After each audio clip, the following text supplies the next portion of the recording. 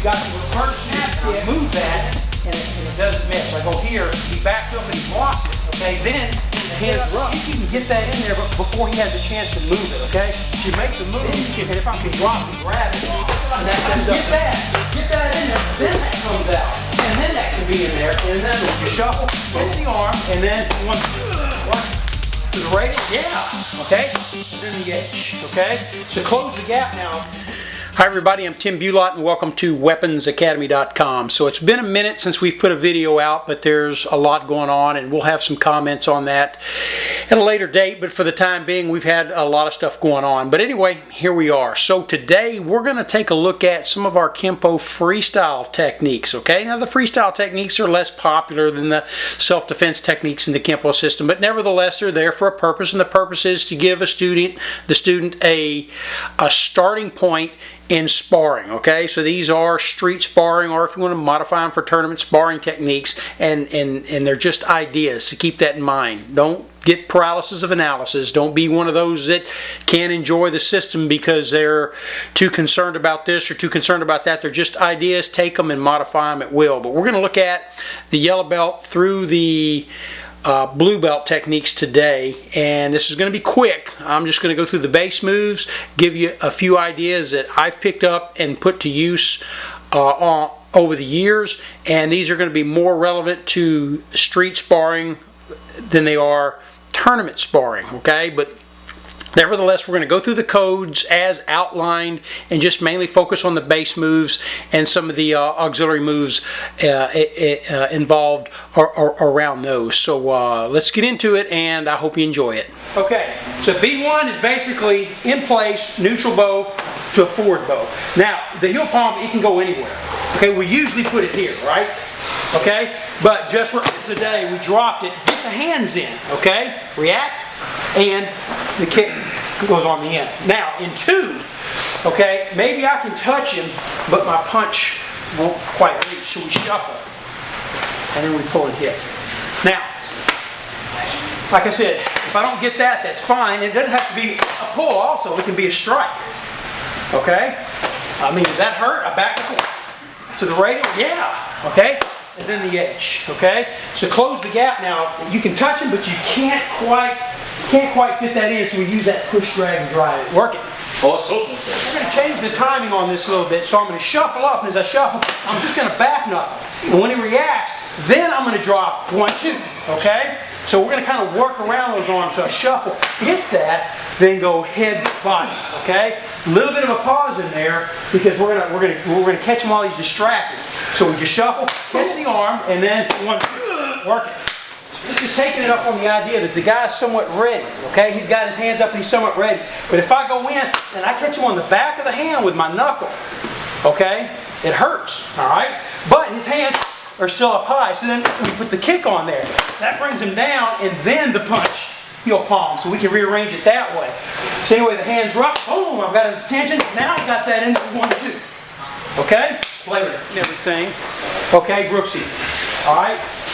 Practice it, you know, you get up and see if you can get that in there before he has a chance to move it, okay? So you make the move, and if I predict it, he's going to see it, but if I want to go from point of origin, I can get it in there.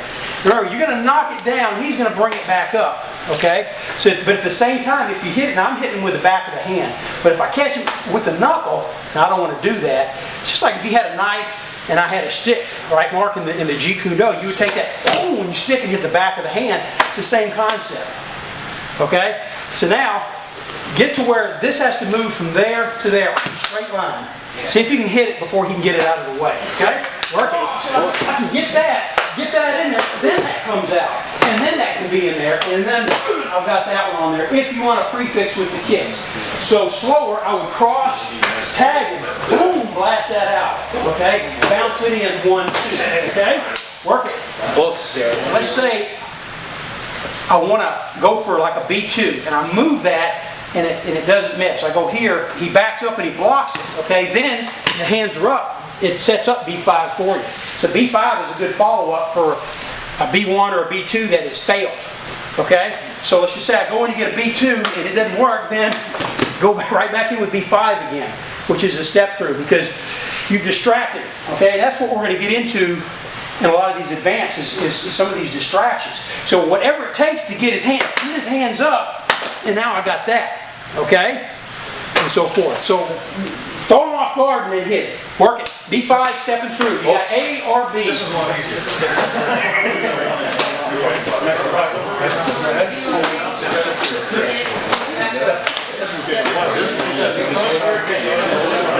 We have right off the card. So let's say I go with a B5A, okay? Some of the follow-ups we got right off the card. Peace. Punch, hold the body. What's another one coming back from there? Back knuckle, okay? HK. Heel kick, okay? That's right off the card. Play with it. Punch, back knuckle, heel kick. In purple, there's some other stuff in there that doesn't even require a base move, but it doesn't mean that we can't use some of this other stuff. So let's say I go right to right. Let's say I've got this, and that causes him a little bit of pain, but it opens that, okay? Which is the thrusting sweep kick. So we've just got thrusting sweep kick, roundhouse kick is the way that it's entered on the card. But nobody's, unless you're really, really good, is going to let you go up and just break the knee. So you gotta do something to cause that first. Ooh, I hit him in the elbow that time in the ulnar with a middle knuckle, okay? Okay, set something there to make it work. So practice it.